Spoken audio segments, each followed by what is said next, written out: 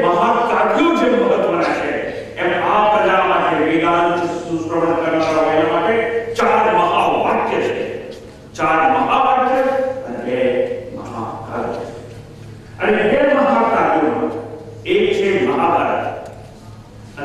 રામાયણ.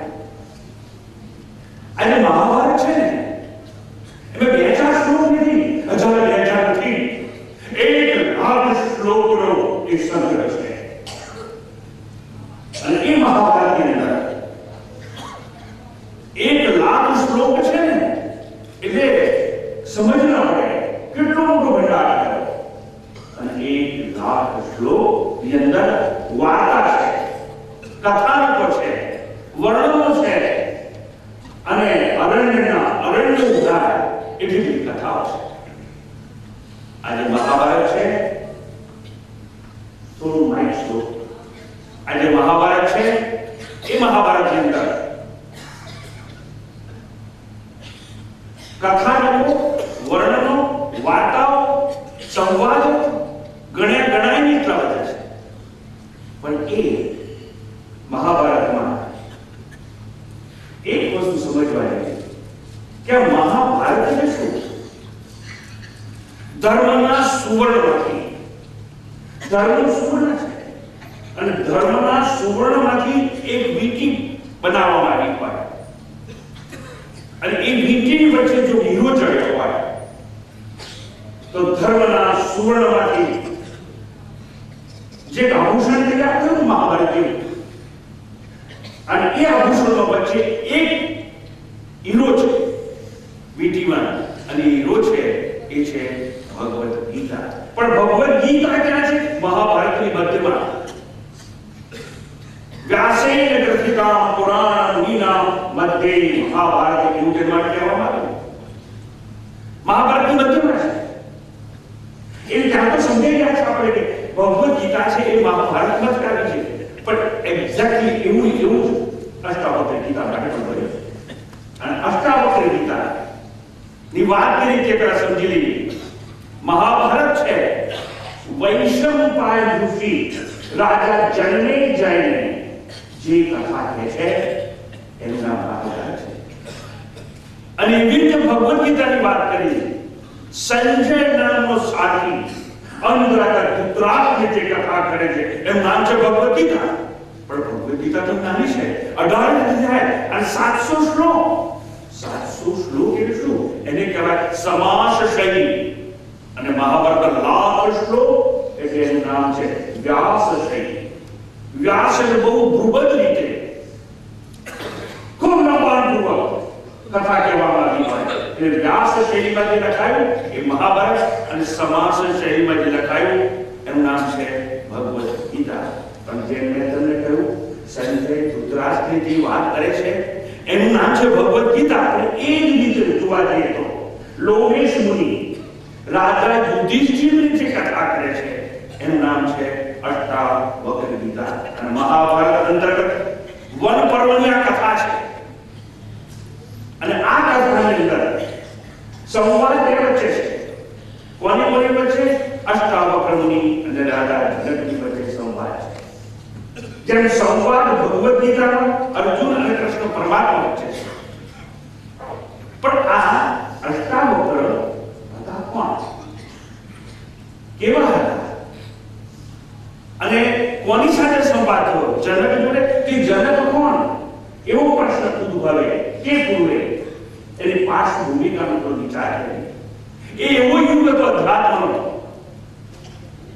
કે જ્યાં બે વ્યક્તિઓ હતી જે મંત્ર દ્રષ્ટા કહેવાતા અને મંત્ર દ્રષ્ટામાં વિખ્યાત થયા અને ચારે દિશાઓમાં જેની ખ્યાતિ થઈ ગઈ એવા એક હતા ઉદ્દાલક ઋષિ અને બીજા હતા એમના પુત્ર શ્વેતકેતુ.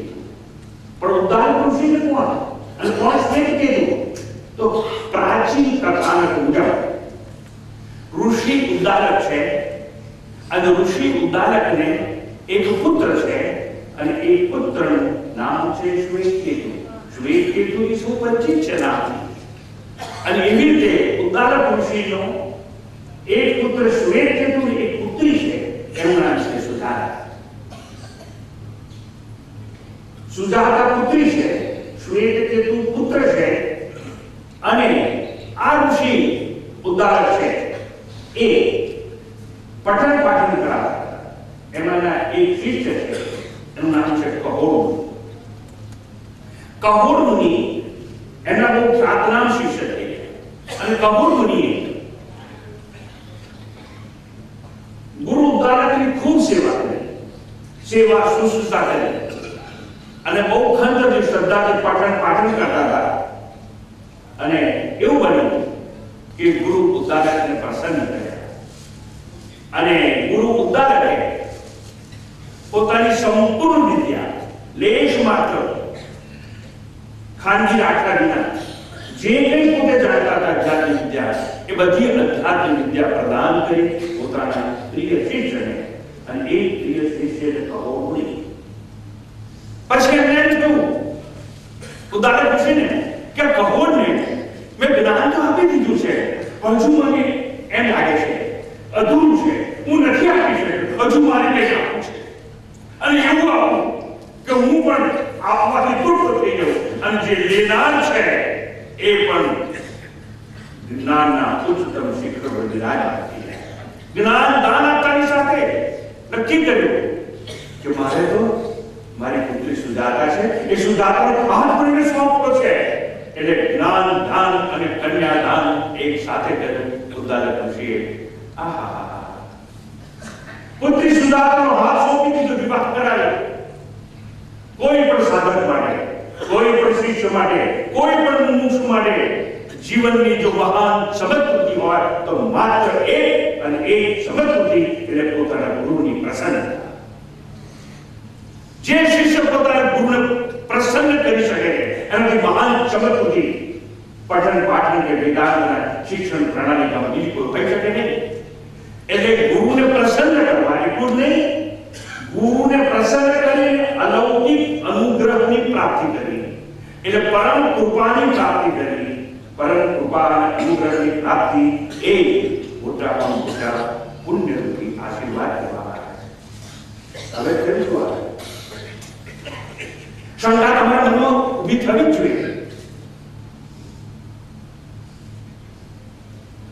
કહોડ મુનિનો સુજાતા સાથે વિવાહ સંપન્ન થયો અને ગુરુ જ્ઞાની, કહોડ મુનિ જ્ઞાની અને સુજાતા પુત્ર તો જ્ઞાની હોય કે પુત્ર સ્નેહ કીધું એ પણ મંત્ર દ્રષ્ટાઓ શ્રેષ્ઠ મંત્ર દ્રષ્ટા કહેવાય. અને હવે તો માં સુજાતા અને કહોડ મુનિ જીવનનો તમામ સમય પઠન પાઠનમાં, ઉપદેશમાં, કથાઓમાં પસાર કરતા રહ્યા. કથા અને કથા, પઠન અને પાઠન, મંત્રોચ્ચાર ગર્વ થતો રહે. અને ઋષિ પરંપરામાં આ બંને જણા ચારે ચાર દિશાઓની અંદર પંખાવા લાગ્યા કે સુજાતા અને કહોડ એટલે જીવતા જાતા ગ્રંથાલય, encyclopedia of our Indian scripture. હવે ધીરે ધીરે એવું થતું જાય છે કે દિવસ અને રાત પઠન પાઠનમાં, મંત્રોચ્ચારમાં, ઉપદેશમાં વીતવા લાગ્યા. રાત અને દિવસ બંને જણા વ્યસ્ત હતા આમાં. અને સુજાતાને ગર્વ થયો. એટલે જે પઠન પાઠન ચાલતું હતું એમાં એક બાળક, જે નવું શિશુ હજુ જન્મ લઈને અવતરવાની વાર હતી, એ ગર્ભસ્થ રહી અને સાંભળવા લાગી. અને તમામ ઉપદેશ, આદેશ, સંકેત, સંદેશનું ગ્રહણ કર્યું. કોણે? ગર્ભસ્થ શિશુ છે એને. અને એક પ્રસંગ એવો બને છે કે કહોડ મુનિ જ્યારે પોતાના શિષ્યોની હાજરીમાં પઠન પાઠન કરાવતા હોય છે અને એમાં વ્યસ્ત હોય છે. શિષ્યો બધા બેઠા હતા, પઠન પાઠન ચાલુ. અનાયાસે આકાશમાં વીજળી ચમકે અને અવાજ સંભળાયો. એટલે પહેલા તો એમ કે આકાશવાણી થઈ ગઈ છે, પણ કયા શબ્દો હતા એના? હે આદરણીય મહાપુરુષ, સતત જાગરણ, દિવસ રાત પઠન પાઠન કરવાથી તમારા થાક જણાય છે અને તમારા ઉચ્ચારણમાં ક્ષતિ થાય છે, દોષ ઉભો થાય છે. અતિશ્રમથી ઉચ્ચારણ દોષ થાય છે. હે મહાઋષિ, એ તરફ ધ્યાન દો, દોષ ઉચ્ચારણ તરફ એકદમ ચમકે છે. કોણ? કહોડ મુનિ. આ તો ગર્ભસ્થ શિશુ બોલી રહ્યો છે. હે યાદ રાખ, હજુ તો જન્મ નથી અને જન્મ થાય તે પૂર્વે તારા પિતાની ભૂલ થાય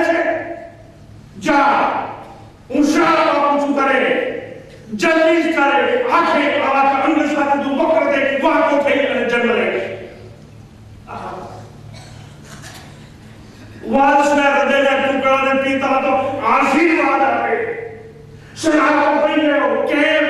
કહોડની પોતાના શિષ્યોની હાજરીમાં પોતાની ક્ષતિ તરફ જે નિર્દેશ સહન ન કરી શક્યા અને સહન ન કરી શક્યા, અપમાનનો ભાવ એના બધું ઊભો થાય છે અને પિતાના ક્રોધના પ્રકોપે ગર્ભસ્થ શિશુ આશીર્વાદને બદલે શ્રાપિત થઈ ગયો. શું થયું? આખે આજ મૃત્યુ માંગો થઈ. પણ કેમ આવું થયું? ક્રોધ એક એવી વસ્તુ છે, ક્રોધથી વિવેક ભ્રષ્ટ થઈ જાય છે. ભગવદ ગીતા સંદેશ આવે છે, ક્રોધાત ભવતિ સંમોહઃ સંમોહાत् સ્મૃતિ વિભ્રમઃ સ્મૃતિ ભ્રંશાत् બુદ્ધિનાશઃ બુદ્ધિનાશાत् પ્रणश्यति. ક્રોધાત ભવતિ સંમોહઃ સંમોહાत् સ્મૃતિ વિભ્રમઃ સ્મૃતિ ભ્રંશાत् બુદ્ધિનાશઃ બુદ્ધિનાશાत् પ્रणश्યતિ. સામે કોણ છે? મોટો છે, વડીલ છે, પૂજનીય છે, એનું ભાન ભૂલી જાય. કોણ? જે ક્રોધિત થવાનો પ્રયાસ કરે છે તે, અને ક્રોધના આવેશમાં સારા દશાનો વડીલનો ખ્યાલ ભૂલી જતો હોય છે. એ શું કરે છે? એનું ભાન ભૂલી જતો હોય છે. પોતાના સ્વ સ્વરૂપની સ્મૃતિ છે એની વિસ્મૃતિ થઈ જતી હોય છે. સંમોહ ઊભો થાય, અજ્ઞાન ઊભું થાય, મોહ ઊભો થાય. આવું બન્યું કહોડુનીના પ્રસંગમાં. અને શ્રાપ તો અપાઈ ગયો. પછી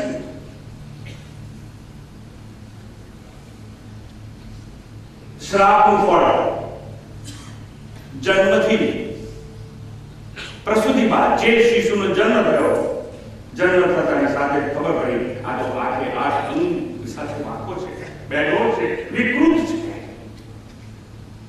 પણ જેને જ્ઞાન પ્રાપ્ત કર્યું હતું ને ગર્ભમાં, પાછળથી અષ્ટાવક્ર જેનું નામ પડ્યું, પણ એ ગર્ભસ્થ શિશુ હતું ત્યારે તો બહુ શાંતિથી પઠન પાઠન શબ્દો વેદનું ઉચ્ચારણ બધું સાંભળ કરી અને એને જ્ઞાન સંપાદન કરી ચૂક્યા. અને જ્ઞાન સંપાદન કરી ચૂક્યા જન્મ પૂર્વે ગર્ભમાં, એટલે એને ખબર હતી સત્ય તો અવક્ર હોય છે, સત્ય તો દેહથી અસંપાય છે. અને ગર્ભમાં એને ખબર પડી ગઈ હતી કે ભલે હું આઠે આઠ અંગે વાંકો થઈ, પણ વાંકો હશે મારો દેહ હશે. હું દેહ નથી, હું તો દેહની ભીતર રહેનારું આત્મતત્વ છું, સત્ય છું, સત્ય જ છું. તે કાલે અપિતિષ્ઠતિ ઇતિ સત્ય, which exists in all three figures of Christ. ત્રણે ત્રણ કાલે જેનો કદાપી અભાવ ના થાય સત્ય. આ ગર્ભસ્થ શિશુને ખ્યાલ આવી ગયો ઉપદેશ સાંભળતા અને પોતે નક્કી કરી ચૂકેલા પ્રસૂતિ પૂર્વે કે હું તો અદેહી છું, અસંગ છું, અસંગી છું, અરંગી છું, અનંગી છું, અંગ જ નથી મારે. પછી ભલે મારા અને એવું બને છે ધીરે ધીરે.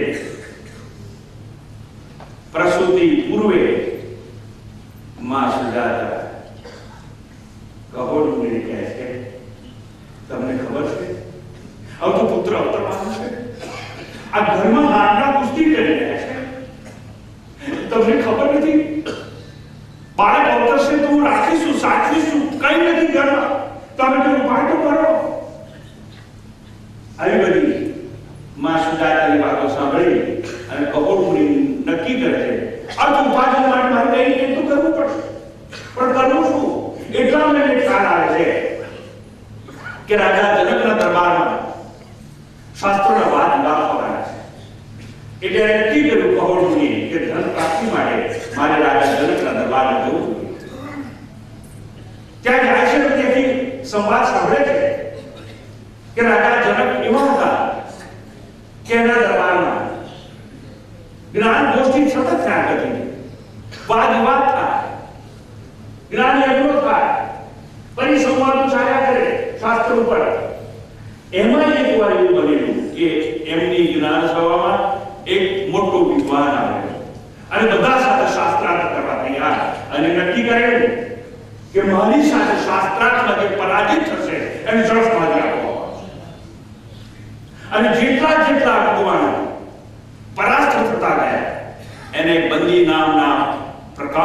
પંડિતે જળ સમાધિ આપી.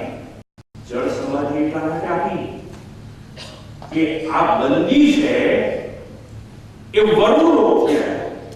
અરુણ એટલે સૂર્ય, વરુણ એટલે જળના દેવતા. એટલે વરુણ લોકથી આવ્યો અને એવું હતું કે એના પિતા વરુણદેવ એક મોટો વરુણ લોકમાં યજ્ઞ કરતા હતા, પણ ત્યાં બ્રાહ્મણોની ઉણપ હતી, પંડિતો વિદ્વાનો નહોતા મળતા, એટલે નક્કી કર્યું પૃથ્વી પર જાઓ અને ત્યાં જઈને અને હું શાસ્ત્રાર્થ કરું અને જે આવી જાય એને જળમાં ડૂબાડી દઉં. અને તો વરુણ લોકથી આવેલો એટલે જળમાં ડૂબાડે જળ માર્ગે એને વરુણ લોકમાં પંડિતોને મોકલતો હતો અને જ્યાં પાછા જાય અને એ લોકોની યજ્ઞ હતો એમાં જરૂરથી બ્રાહ્મણોની ત્યાં બ્રાહ્મણોની પૂર્તિ કરતો અને જે શાસ્ત્રાર્થ મારી જાય એને જળ સમાધિ કરાવે. હવે એવું થાય છે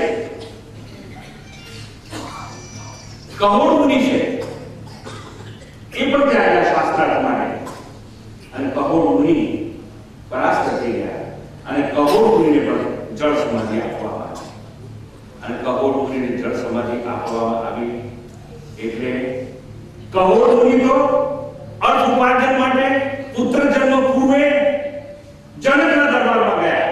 એને તો છોકરો કેવો જન્મ્યો છે એ આંખે જોયો નથી. પોતાના શ્રાપનું ફળ શું છે ખબર નથી. કહોડ મુનિ શ્રાપિત પુત્રના દર્શન થયા હતા. એના આંખ કેવા આકાશને ભાન હતું એ સત્યથી અજ્ઞાત અને અજ્ઞેય હતા અને અષ્ટાવક્રનો જન્મ થયો એ પૂર્વે તો પિતા તો ચાલ્યા ગયા. ઉદ્દાલક ઋષિ એટલે નાના કહેવાય. ઉદ્દાલક ઋષિ છે એ સુજાતાને સમજાવે છે અને કહે છે જો તારે પતિ બોલવાનું એ શ્વેત જોઈ ના તું છે તો મામા પણ આ તને તારો ભઈ સમજે છે અને અષ્ટાવક્ર જન્મ્યા એટલે પોતાના નાનાને પોતાના પિતા સમજવા લાગ્યા. સુજાતાને માં માનતા, શ્વેત કીધું મામા હતા પણ એને પોતાનો ભાઈ સમજવા લાગ્યા. એમ થોડો થોડો સમય વીતવા લાગ્યો અને એક વખત એવું બને આશ્રમના પ્રાંગણમાં ઉદ્દાલક ઋષિ બેઠા છે. શ્વેત કીધું એના ખોળામાં બેઠો છે, અષ્ટાવક્ર એના ખોળામાં બેઠા છે. શ્વેત કીધું બહારથી દોડતો આવી અષ્ટાવક્રનો હાથ પકડે છે. એ ઉઠ, આ તારા બાપનો ખોળો નથી. હે મારી ભ્રાંતિ છે. હું તો એમ માનતો કે નાના કે તારા બાપા છે. અષ્ટાવક્રના હૃદયમાં મનમાં તોફાન ઉઠ્યું. આ મારા બાપા નથી. ઓય તું ઉઠ, આ તારા બાપનો ખોળો નથી. શ્વેત કેટલું કહ્યું અને ઉતારી મૂકે છે. અને પછી અષ્ટાવક્ર નાની ઉંમરમાં 10-12 વર્ષની માં સુજાતા પાસે જાય છે. માં આ શું કહ્યું? આ મારા બાપનો ખોળો નથી. મારા બાપ કોણ? એ બા તું મને કહે મારા બાપ કોણ? હજુ બચાવી નાખ્યું કે સુજાતાને સત્યના સંશોધન કરવા માટે. સુજાતાને વાતની થઈ જાય છે. ઉદાહરણ દૂસરી તું તારે કહેવાનું નહીં કે એના પિતાએ શ્રાપ આપ્યા છે. તારે કહેવાનું નહીં કે જનકના દરબારમાં એના પિતાને જળ સમાધિ આપવામાં આવી છે. ભલે ભ્રાંતિનો થોડા વધુ વર્ષો કાઢી નાખે એને મોટો થવા દો પછી આપણે સમજાવી. પણ સુજાતાને હચમાં જાય. માં મને તું કહે મારો બાપ કોણ છે? અને માં વિવશ થઈ ગઈ અને માતા કહે છે આખી કથા નહીં દે છે. આવું થયું ભાઈ. ઓહો, એટલે કહોડ મુનિ એટલે મારા પિતા અને મારા પિતાને બંદી નામના પ્રકાંડ વિદ્વાને જળ સમાધિ આપી છે. મારો એક જ અંતિમ નિર્ણય છે કે જે બંદી જનકલાલની સભામાં બેઠો હોય ત્યાં શાસ્ત્રાર્થ કરતો હોય, મારું કોઈ લક્ષ્ય નથી. અંતિમ લક્ષ્ય છે મારું બંદી અને મિથિલા નગરી જેના અધિષ્ઠાતા રાજા જનક હતા એ તરફથી પ્રસ્થાન કરે છે. અષ્ટાવક્ર પોતાની વક્રકાયમાં અવક્ર સત્યને સંતાડી અને મિથિલા નગરી તરફ પ્રસ્થાન કરી અને પ્રયાણ કરે છે. સાથે સાથે કહે છે એક બાબા શ્વેત કે તમારી સાથે ચાલ અને બંને જણા ઉપડ્યા. એ જમાનો તો પદ્યાત્રા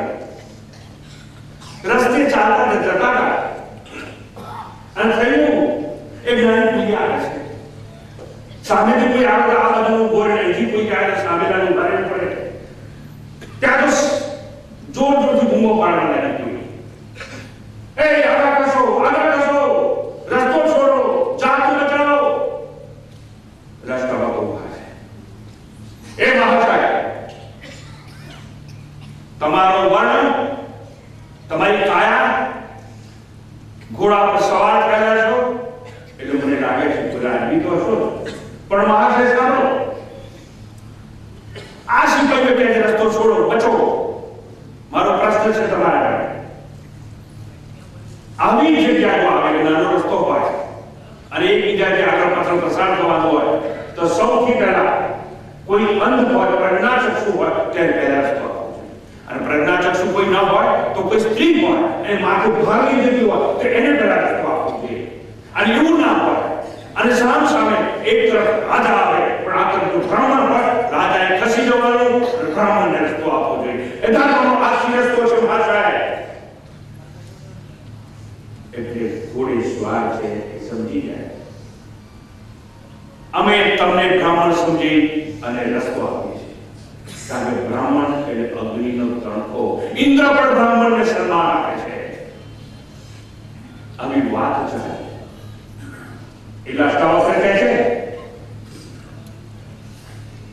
મને લાગે છે કે તમે રાજવી છો અને કદાચ અમે તમારા રાજ્યમાં જઈ રહ્યા છીએ અને અમે તમારી યજ્ઞશાળામાં પ્રવેશ કરવા માંગીએ છીએ. એ તો અમને કહો કે અમને ત્યાં પ્રવેશ મળશે કે નહીં? જાઓ, તમને પ્રવેશ આપવામાં આવશે. અને જે ઉત્તર આપે છે ઘોડેસવાર છે એ રાજા જનક પોતે. જાઓ, તમને પ્રવેશ મળશે. પ્રવેશ મળશે તો કહ્યું, પણ આપણે જાણીએ છીએ કિલ્લી પર ઉભા કરનાર ગધેડ જાય. રાજાએ તો કહી દીધું, પણ દ્વારપાલ પ્રસાદ મહેલ ની પૂર્વે જે દ્વારપાલ છે તે રોક્યા. રોકે છે ને કહે છે, હે બાળકો, આ સ્થાન તમારા માટે નથી. આ સભામાં તમારો પ્રવેશ શક્ય નથી. અહીં તો મોટા મોટા હોય, વિદ્વાન હોય, સંસ્કૃત આવડતું હોય, પ્રકાંડ પંડિતો હોય, દાઢી મોટી હોય, માથાના વાળ સફેદ થઈ ગયા હોય એવા વૃદ્ધ લોકોને અમે પ્રવેશ આપીએ છીએ. એટલે પછી અષ્ટાવક્ર મુનિ છે એના મુખમાંથી શબ્દો સરી પડે છે.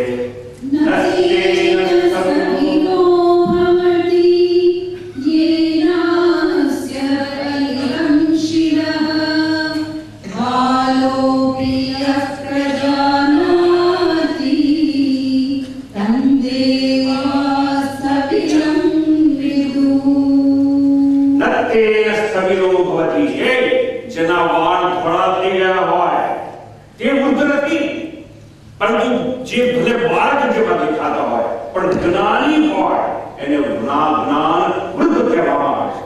માટે અમે નાના દેખી અમને પ્રવેશ આપો છો. આવું સાંભળવાની સાથે દ્વાર પર પ્રવેશ આપે છે. બસ જોઈ દીધું શું? જે મુરાદ લઈને અષ્ટાવક્ર નીકળ્યા છે, બંદી છે, એનો ફેંસલો કરવો છે.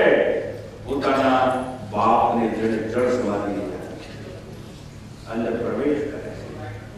પણ જેવા અષ્ટાવક્ર 8 અંગ જેના વાંકા છે, અવક્ર સત્યને છુપાવી ભીતર અને પ્રવેશ કરે છે. અને જનકની સભાના સભાસદો આમ હટ રેખા ખેંચી બેઠી હોય અને જેવા અષ્ટાવક્ર પ્રવેશ્યા અને અટ્ટહાસ્ય સાંભળો પડે. કોને જોયા છો? અને સગા સમજો જનકની સભામાં કોને જોયા છો? મને તો એમ કે રાજા જનકની સભામાં વિદ્વાનો છે, પણ આ તો ચમારોની સભા છે, મોચોની સભા છે. તમે કોને જોયા છો? આ મારા અંગ છે, માથા એના પર ચામડું છે, એને જોઈને હસ્યા છો? આ ચામડાના દેહને જોઈને હસ્યા છો? અને જો ચામડાના દેહને જોઈને હસ્યા હોય તો તમે ચમાર છો. હું ચમારોની સભામાં બોલવા માંગુ છું. જનક ઉવાચ. જનક પોતાની આત્માનુભૂતિને વાચા આપે છે. શબ્દો કઈ કેવા છે? મત સ્વરૂપે નિરંજન, મારા નિરંજન આત્મ સ્વરૂપમાં. નિરંજન, અંજન એટલે ડહાગ, અંજન એટલે દોષ, નિરંજન દોષ મુક્ત, નિર્દોષ, ડહાગ મુક્ત, એવું શુભ્ર શુદ્ધ મારું આત્મ સ્વરૂપ. અને એવા મારા સ્વરૂપમાં પણ કહ્યું છે મત સ્વરૂપે નિરંજન, મારા નિરંજન આત્મ સ્વરૂપમાં શબ્દો છે ક્વ ભૂતાની ક્વ દેહ. મારા નિરંજન આત્મ સ્વરૂપમાં ભૂતો, ભૂતો એટલે પંચ મહાભૂત, 5 great elements, which is nothing but material cause for entire creation. મત સ્વરૂપે નિરંજને, મારા શુદ્ધ આત્મ સ્વરૂપમાં પંચ મહાભૂત ક્યાં? અને પંચ મહાભૂત દ્વારા જન્મેલું દેહ પણ ક્યાં? કેવો દેહ? કેવા પંચ મહાભૂત ક્યાં? મારા આત્મ સ્વરૂપ. ક્વ ઇન્દ્રિયાણી ક્વ મનઃ. અને જો દેહનું કારણ પંચ મહાભૂત જ ન હોય આત્માની અંદર, અને પંચ મહાભૂત ના હોય તો એમાંથી બનેલો દેહ પણ ના હોય, અને જો દેહ જ નથી તો ઇન્દ્રિયો મારે ક્યાં? જે પોતાને આત્મ સ્વરૂપ સમજી ચૂક્યો છે જગત, એની અપરોક્ષાનુભૂતિ, આત્માનુભૂતિ, એની બ્રહ્માનુભૂતિ, એની ઐક્ય અનુભૂતિ, એની અભયાનુભૂતિ પાછી, અને એની અંદર શરીર દેહનું કારણ પંચ મહાભૂત નથી તો દેહ ક્યાં? અને દેહ નથી તો ઇન્દ્રિયો ક્યાં? અને મન પણ ક્યાં? શરીરસ્થ છે. તો અહીંયા પ્રશ્ન એટલો સુંદર કરવામાં આવે. આ કોની સાથે ચર્ચા થાય છે? અંતે પોતાના ગુરુને આ વાત કરે છે અને સારને સમજાવે. કોણ? જનક. કોઈ ઇન્દ્રિયાણી કો મનઃ, મન પણ કેવું, ઇન્દ્રિયો પણ ક્યાં?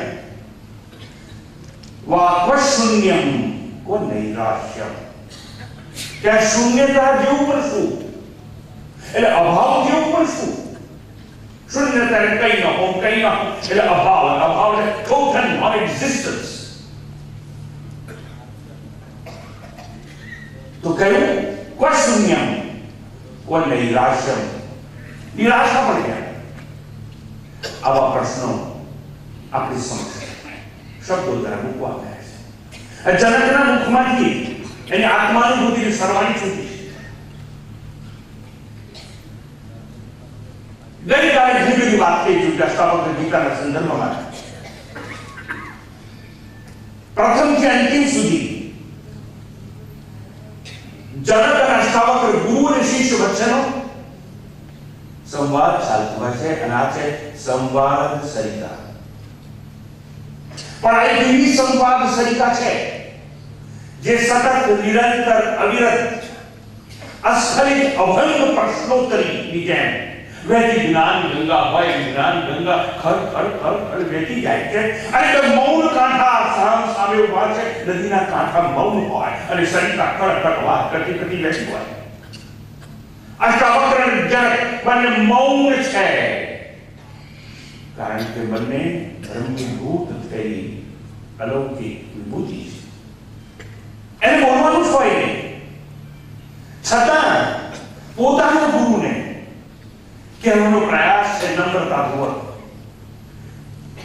કે મારી કઈ સ્થિતિ છે, મારી આત્મદશા કેવી છે, હું અંતે તમને કહી દઉં. હવે આટલો ઉપદેશ બાદ અને આપણી કૃપાથી મારું અજ્ઞાન દૂર થયું હોય તો હું તમને જણાવવા માંગુ છું કે મારી આત્મદશા કેવી છે. પણ આ જ્ઞાન સરિતાની વાત કરી, જ્ઞાન સરિતા વહેતી વહેતી ચૈતન્ય સાગરમાં સમર્પિત થઈ જાય અને મૌન સમાધિમાં પ્રવેશે એ પૂર્વે જનકની આ અભિવ્યક્તિ છે. અષ્ટાવક્ર ગીતા એક એવો ગ્રંથ છે કે ધીરે ધીરે ઉપસંહારમાંથી નીકળી એટલે ઉપક્રમમાંથી નીકળી અને આપણે ઉપસંહાર સુધી આવી પહોંચે. અંતિમ અધ્યાય એટલે ઉપસંહાર અને પ્રારંભનો પ્રથમ પ્રકરણ હોય એ ઉપક્રમ કહેવાતું હોય છે. ઉપક્રમ જ્યાં છે, જ્યાં શરૂઆત છે, ત્યાં પ્રશ્નો છે. ઉપસંહારમાં પણ જોયું કો કરીને કો ભૂતાની કો દેહ, દેહ ક્યાં, પંચમહાભૂત ક્યાં, મન ક્યાં, પ્રશ્નો જ છે ત્યાં પણ. આ પણ પ્રશ્નોની વણથલી વંચાર છે. ઉપક્રમમાં પણ પ્રશ્નો હતા જ, પણ બંનેનો સમન્વય સાધી અને વસ્તુ ઉપર આપ્યા છે. વિષય વસ્તુ કાળમાં બંને સ્તરે પ્રશ્નો તો સમાન છે. ઉપક્રમમાં પણ પ્રશ્નો હતા, ઉપસંહારમાં પણ પ્રશ્નો છે, પણ જે ભેદ છે એના પર નજર કરીએ. પ્રારંભમાં ગ્રંથનો જ્યારે ઉપક્રમ શરૂ થયો એટલે પ્રારંભ થયો, શરૂઆત થઈ ત્યારે જિજ્ઞાસા હતી, અસંતુષ્ટ મન હતું, આતુરતા હતી, અધીરાઈ હતી. અને પ્રથમ પ્રશ્ન જ્યારે પૂછાયો ત્યારે જનકના મુખ ઉપર અધીરાઈ ડોક્યા કરી રહી હતી. અહીંયા પણ આવ્યું જનક ઉવાચ. પહેલા પણ પ્રથમ અધ્યાયમાં પ્રથમ શ્લોકમાં પણ આવશે. શું આવશે? જનક ઉવાચ. શરૂઆતના પ્રથમ પ્રકરણમાં મેં કહ્યું તેમ જનકના હૃદયમાંથી અધીરાઈ ડોક્યા કરી રહી હતી.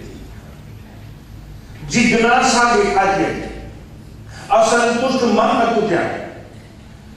અને એ જિજ્ઞાસા દ્વારા એ પ્રશ્ન પૂછ્યો, કથમ જ્ઞાન અવાપ્નોતિ, જ્ઞાન કેવી રીતે પ્રાપ્ત થાય, કથમ મુક્તિ ભવિષ્ય, મુક્તિ કેવી રીતે મળે અને વૈરાગ્ય કેવી રીતે પ્રાપ્ત થાય. હે પ્રભુ, હે ગુરુ, મને એટલું સમજાવો. વૈરાગ્યમ ચ કથમ પ્રાપ્તમ, વૈરાગ્ય કેમ પ્રાપ્ત થાય. જો કેમ પ્રશ્નો છે. જ્ઞાન કેવી રીતે મળે, મુક્તિ કેવી રીતે સંભવે, આ બધું મને તમે કહો. એક બ્રૂહી મમ પ્રભો, આ બધું મને સમજાવો.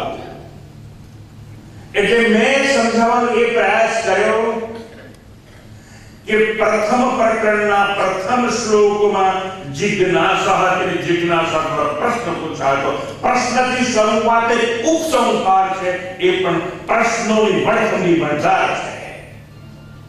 क्व भूतानि क्व देह क्व इंद्रियाणि क्व मनः क्व शून्यम क्व नैराश्यम. આ બધા પ્રશ્નોની વણથલી વંચાર છે. પણ અહીંયા 20મા અધ્યાયના ઉપસંહારના સંદર્ભે વિચાર કરીએ તો એવા પ્રશ્નો છે કે જાણે પ્રશ્નોએ ઉત્તરના વસ્ત્રો પહેર્યા હોય. એ પ્રશ્નમાં ઉત્તર સમાયેલ છે. એક દ્રષ્ટાંત આપું.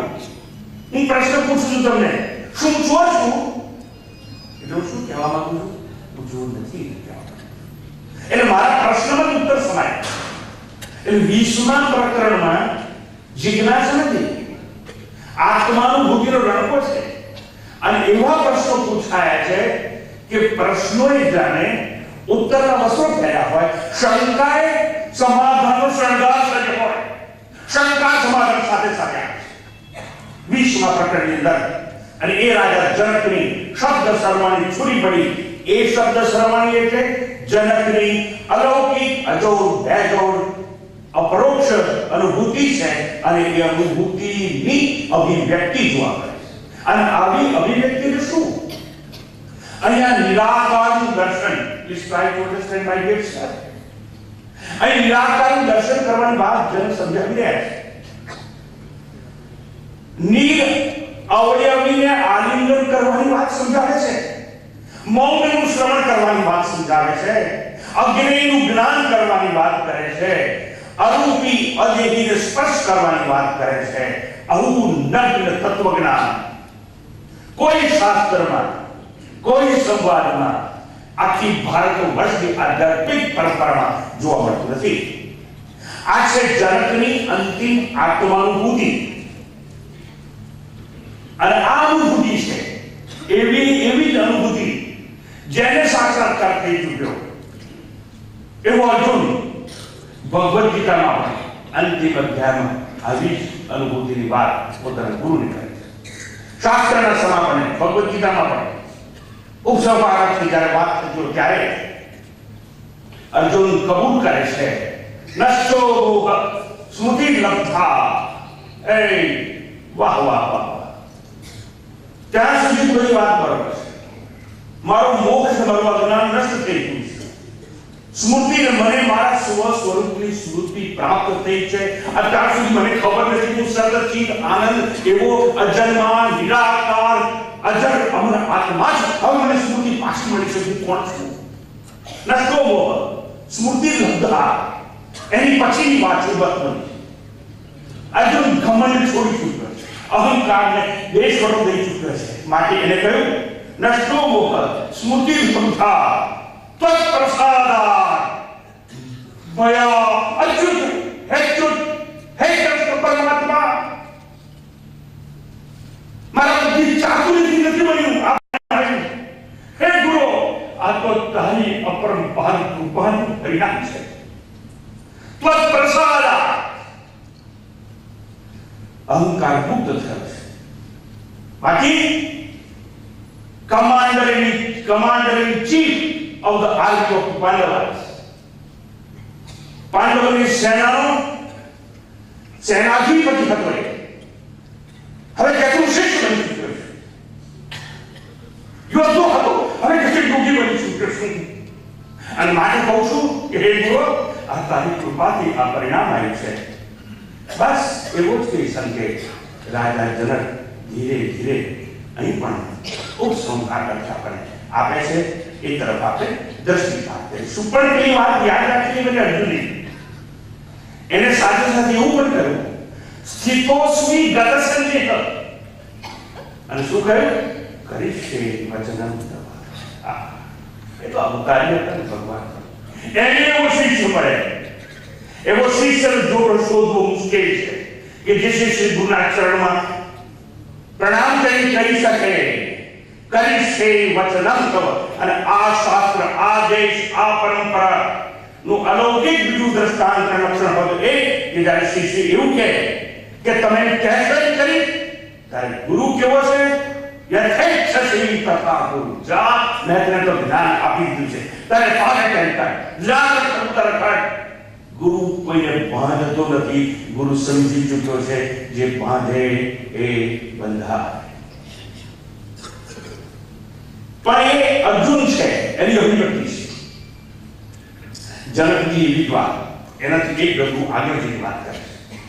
પણ જનકજી શું વાત કરે છે એ સમજવાનો ધીરે ધીરે આપણે પ્રયાસ કરીશું. અને એ પ્રયાસમાં શબ્દોનો સહારો લઈશું, ગ્રંથ છે એનો આધાર લઈશું, જનકજીની વાણી છે એને આધાર બનાવીને આપણી ચર્ચા આગળ ચાલશે. આત્માની અસંગતાનું દર્શન અને જીવન મુક્તિનો સંકેત અષ્ટાવક્રની ઉપદેશાત્મક જે વાણી હતી એમાં અપાઈ ગયો. અને હવે જનક છે અષ્ટાવક્રનો ઉપદેશ સાંભળ્યા પછી પોતાની અનુભૂતિ છે એની અભિવ્યક્તિ કરે છે. જનકજી અંતે આધિ વ્યાધિ ઉપાધિ ત્રિપુટીની વાત કરે છે.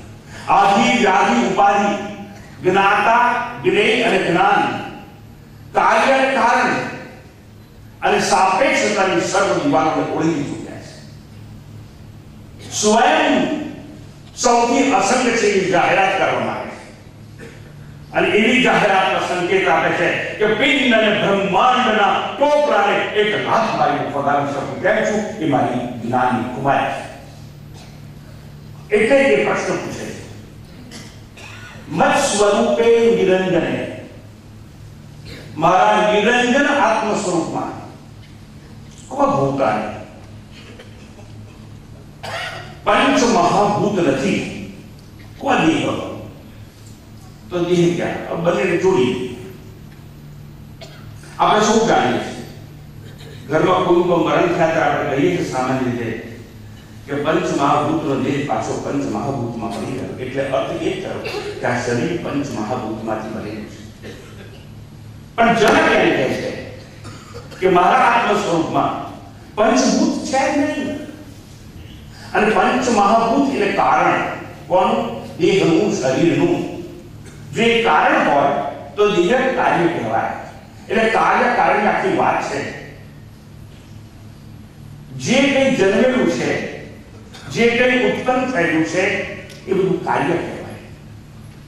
અને કાર્ય પછી હોય પણ કાર્યની પૂર્વે કઈ હોય? પૂર્વે શું હોય? કાર્યની પૂર્વે કારણ હોય. કારણ પહેલા હોય, કાર્ય પછી હોય, અથવા કાર્ય પછી હોય અને કારણ પૂર્વે હોય. એટલે દેહ એટલે પિંડ અને બ્રહ્માંડ એ બંનેની ઉત્પત્તિ થઈ એ પૂર્વે પણ પંચમહાભૂતની ઉત્પત્તિ. એટલે પંચમહાભૂત પહેલા હતા, પછી એમાંથી આ બધું નીકળ્યું. એટલે સમજવાની વાત એ છે, જનક એમ કહે છે મારા આત્મ સ્વરૂપમાં તો બધું છે નહીં અને હોઈ શકે જ નહીં. કારણ કે પંચ મહાભૂતનો પ્રપંચ છે, એ જ કલંક છે, એ જ ઢગ છે. અને હું નિષ્કલંક છું, નિરંજન છું. અંજન એટલે ઢગ. આપણે આંખમાં મેસ આંગળી એટલે અંજન એ ઢગ કાઢો. પણ મારા આત્મ સ્વરૂપમાં એ નથી.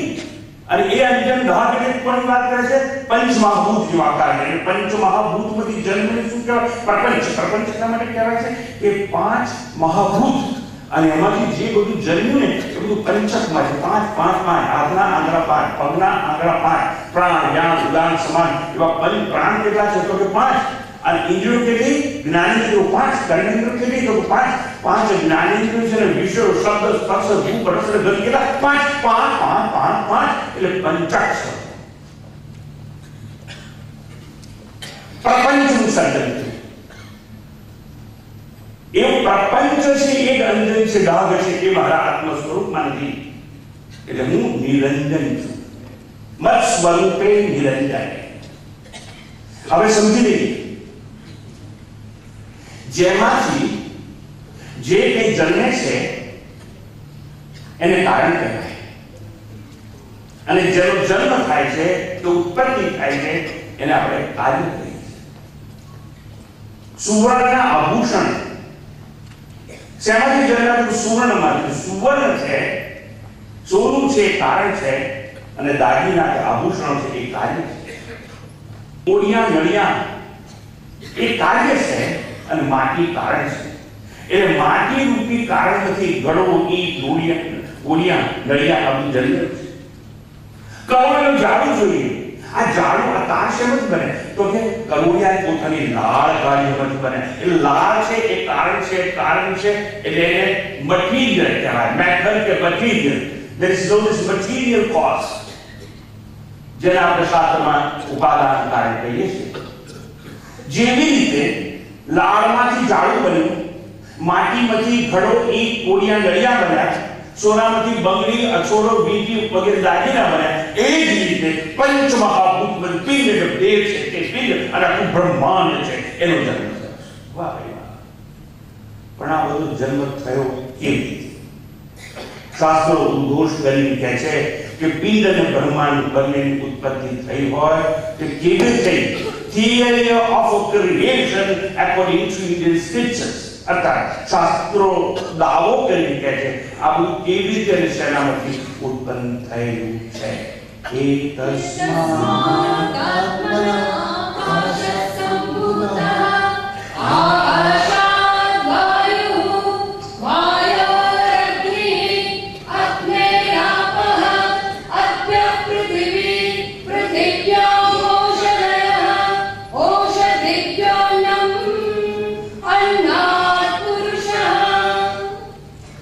તસ્માદાત્મન. એ જે પરમ તત્વ છે પરમાત્માની દ્વારા, એ આત્મા દ્વારા, આત્મામાંથી સૌથી પહેલા કોનો જન્મ થયો? કોની ઉત્પત્તિ? આકાશ. આકાશાદ વાયુ. એટલે વાયુ, વાયો અગ્નિ. વાયુમાંથી અગ્નિ. આપણને લાગે કે વાયુમાંથી અગ્નિ. હા ભાઈ, વાયુમાંથી. અને તમને ખબર છે ઓક્સિજન ના હોય તો અગ્નિ પેટાય નહીં. અને વેલ્ડિંગ કરનારને જોયો હોય તો ઓક્સિજન સિલિન્ડર બાજુ પડ્યું હોય અને વેલ્ડિંગ કરે એ જે ગેસનો પેલો બાટલો પડ્યો ને એમાંથી વાયુ નીકળે છે તો જ પેલો અગ્નિ પ્રગટ થાય છે. એટલે શાસ્ત્ર કે વાયોર અગ્નિ અને અગ્નેર આપ. અગ્નિમાંથી શું બન્યું? પાણી. તો અગ્નિ અને પાણી તો વિરોધાભાસ છે. અગ્નિમાંથી પાણી કેવું બને? પણ મોટા મોટો અગ્નિ શું છે? ધક ધક ગંધી રહ્યો છે એ મોટા મોટો અગ્નિ. અને સૂર્યમાંથી એક ટુકડો છૂટો પડ્યો એટલે આપણી પૃથ્વી બની અને પૃથ્વીમાં ઘણા ભાગનું છે પાણી. એટલે વાયોર અગ્નિ અને અગ્નેર આપ. એટલે અગ્નિમાંથી આપ એટલે પાણી બન્યું અને પોણા ભાગનું પાણી. પૃથ્વી તો બહુ થોડી છે એટલે અધ્ય પૃથ્વી. અને પૃથ્વીમાં શું બન્યું? પૃથ્વીવ્યામ ઔષધય. ઔષધિ બની. ઔષધિ એટલે શું? દાળ, ચોખા, ઘઉં, લીલી શાકભાજી આ જે કેવું છે કે પૃથ્વીમાં ઔષધિ કહેવામાં આવે. આ શરીર ટકાવી રાખવા માટે શું છે? આ ઔષધિ છે. એટલે ઔષધિ એટલે દવા. અને દવા કેટલી વાર લેવી જોઈએ? 2 વાર નિયમ પ્રમાણે. સવારે કે સાંજે. પણ બહુ સિરિયસ પેશન્ટ હોય ને 6 વાગ્યાની શરૂઆત કરી દે. બેટી એને બેટી જોડે ઢોકળા ખાય, પછી બ્રેકફાસ્ટ ખાય, પછી લંચ લે, પછી 3 વાગે કંઈ ખાય, પછી રાતે ખાય, 11 વાગે કોફી પીએ અને અડધા માદા જેવું થઈ ભૂલી જાય. એટલે આ પણ છે સિરિયસ પેશન્ટ જેને બહુ દવા લે.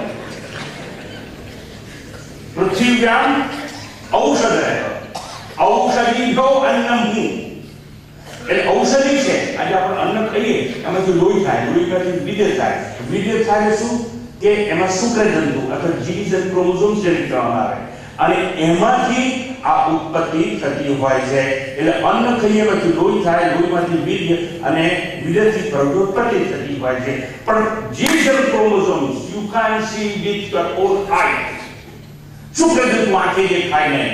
આંખે દેખાય છતાં કારણ કહેવાય અને એમાંથી અનેક પ્રગટ થતો હોય. ટૂંકમાં અહીંયા કહેવાનો અર્થ એટલો જ છે કે આ પંચમહાભૂત પહેલા છે ઉત્પન્ન થયા અને પંચમહાભૂતમાં જ્યારે દેહ બને એટલે અહીં જનક દેહ કહે છે. આ બધી વાત સાચી છે. ઉત્પત્તિનો સિદ્ધાંત પણ સાચો પણ આ સિદ્ધાંત છે ને સાપેક્ષ છે. આપણો સિદ્ધાંત જ સાપેક્ષ. કાર્ય છે તો કારણ હોય. સમજો દાગીના છે તો સોનું હોવું જોઈએ.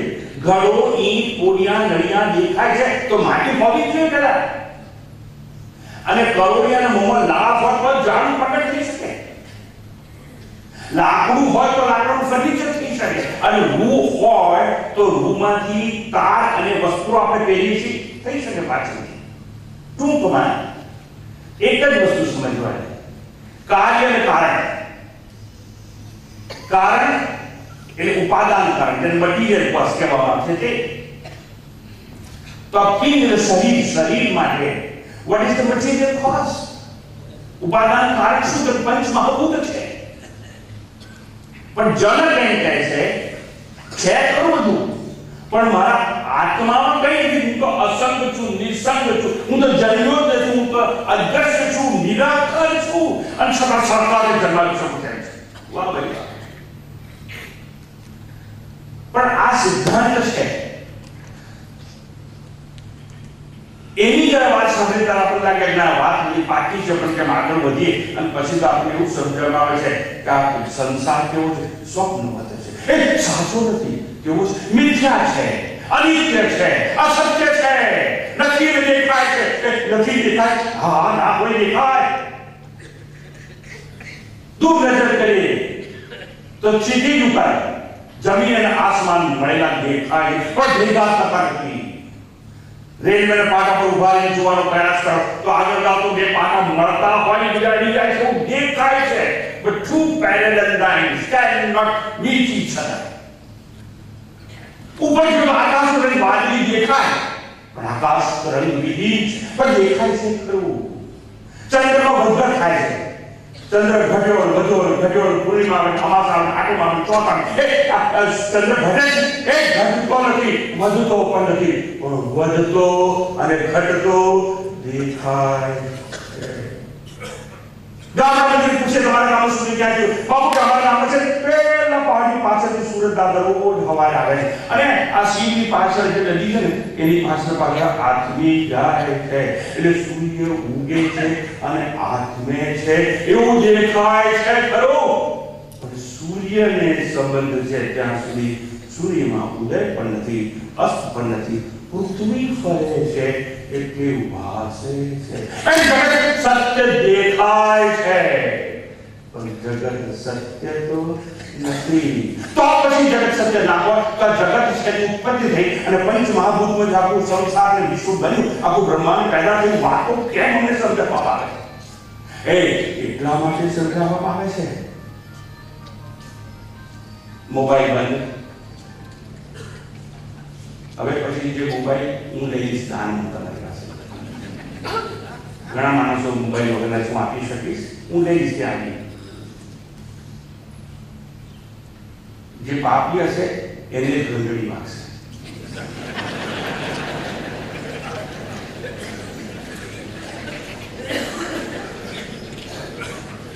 તો હવે આગળ જઈએ આપણે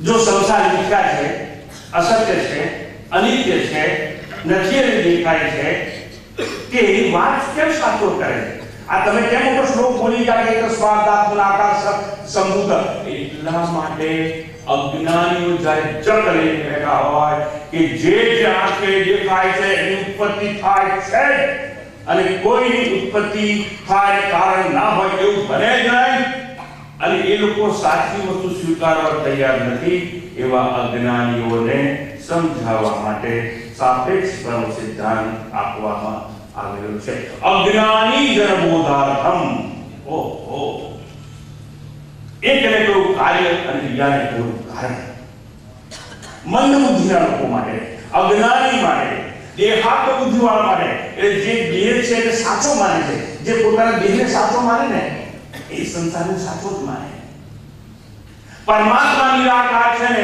એવું સમજવું પડે તો તમારે પોતે સમજવું પડે કે હું નિરાકાર છું પોતે કેમ હું આત્મા છું પણ જો તમે શરીર માની બેઠા હો તો તમે સાકાર છો તમે પોતાને સાકાર માનશો તો તમારે સંસારને સાકાર માનવો પડશે અને સાકાર માનશો ઉત્પત્તિનો સ્વીકાર કરવો પડશે એટલે એવા અજ્ઞાની જન બોધાર્થમ આ બધી વાતો છે ખરેખર વાસ્તવમાં જોવા જઈએ તો આત્મા ઉપર કાર્ય અને કારણનો આરોપ કરવામાં આવે છે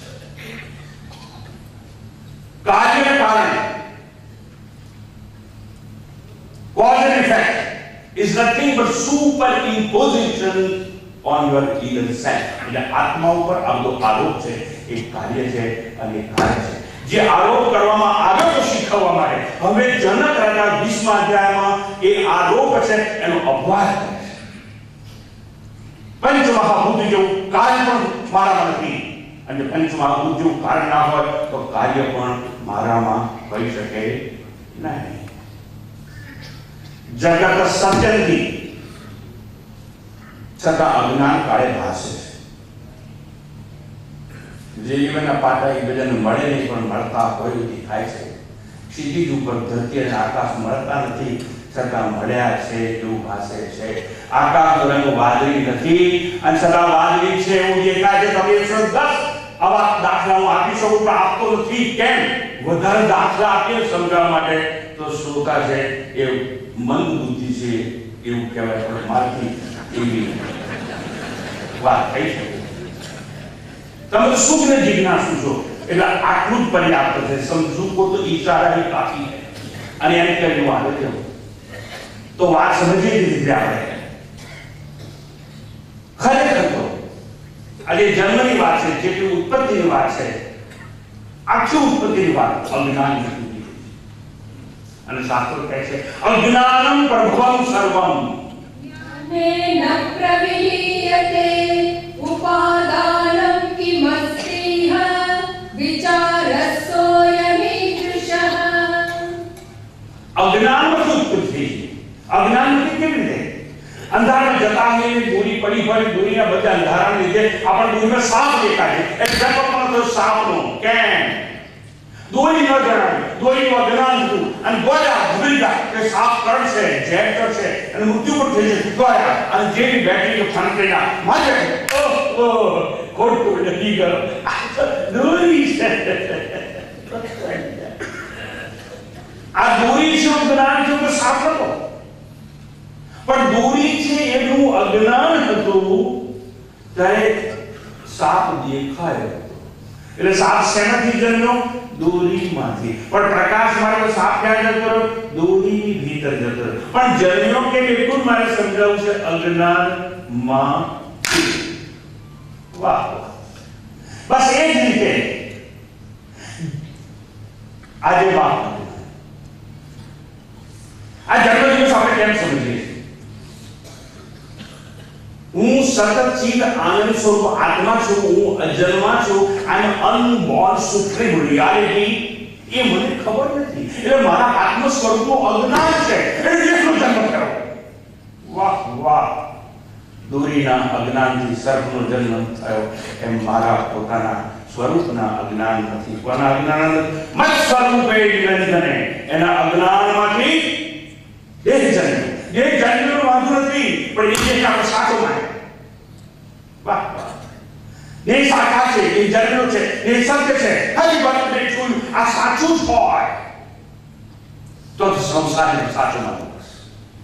મારી એક જ વાત સમજાવી છે કે જે ઉત્પન્ન થાય છે એ બધું આપણા અજ્ઞાનમાંથી ઉત્પન્ન થતું હોય છે. અજ્ઞાનમ પ્રભવમ સર્વમ.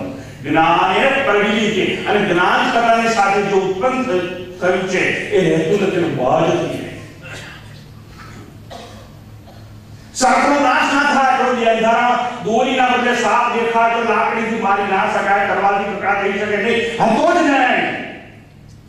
તો ગયો કેવી રીતે નાશ ના થાય? એને બહાર કહેવામાં. સપનામાં તમે ગમે એટલું જોયું હોય, પણ જાગો છે સપનું નષ્ટ થયું છે એ ભ્રાંતિ નષ્ટ ના થાય. સપનાનો બહાર થઈ જાય, ત્યારે જાગી જઈએ ત્યારે. વાહ વાહ વાહ વાહ. આજે જગત છે ને એ સ્વપ્ન છે, અને સ્વપ્ન એટલે પ્રાતિભાષિક સત્તા કહેવામાં આવે છે. પ્રાતિભાષિક સત્તા એટલે જે એક જ કાળે સત્ય જણાય અને બીજા કાળે અસત્ય જણાય. Dream is very, very true as far as you are in dream state. As soon as you come to waking state, there is nothing like dream.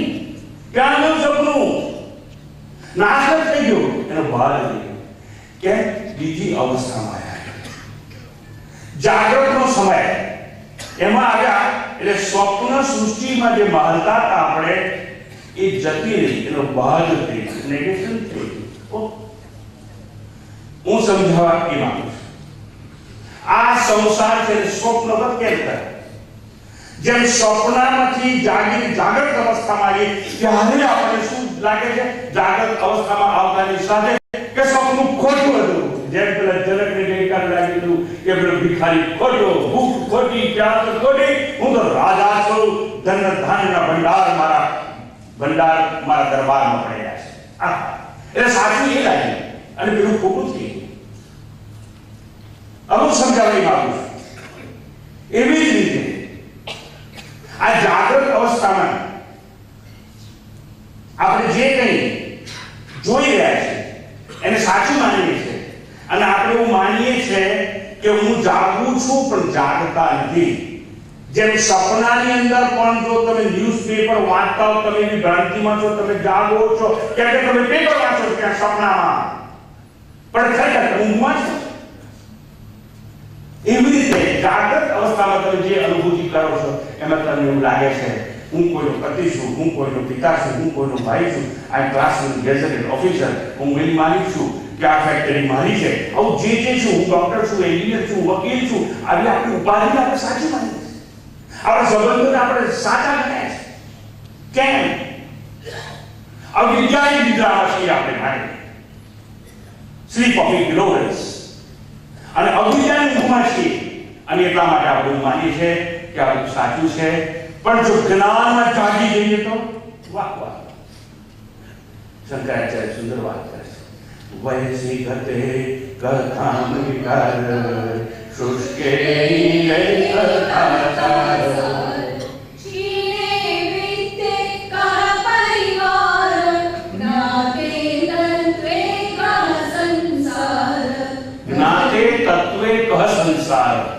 પછી ભલે ગોવિંદમ ગોવિંદમ ભલે મુકુંદમ. તત્વનું જ્યારે જ્ઞાન થયા ત્યારે સંસાર રહેતો નથી. તત્વનું જ્ઞાન થાય ત્યારે સંસાર રહેતો નથી. જેમ દોરી જ્ઞાન થયું ત્યારે સત નતો, અને તમારા આત્માનું તમને જ્ઞાન થાય ત્યારે તમે પણ માનશો આ શરીર નહીં, હું તો ભીતર રહેનાર છું. દેહ is, body is container and you are content inside. બંને એક નથી. અહીંયા જનકે પણ તે જેવી વાત કરી છે.